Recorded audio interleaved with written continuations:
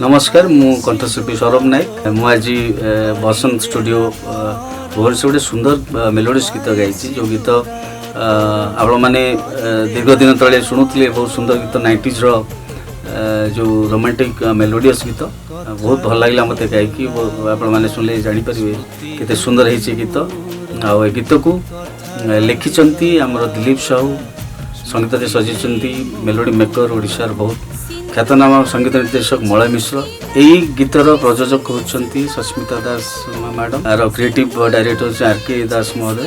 यही गीतटी को आपण मैंने Mayurbhanj music media YouTube channel आप शुणा पाइबे देखा पाइबे तेणु अनुरोध आपण बहुत मत सब्सक्राइब करेंगे लाइक करेंगे शेयर करेंगे।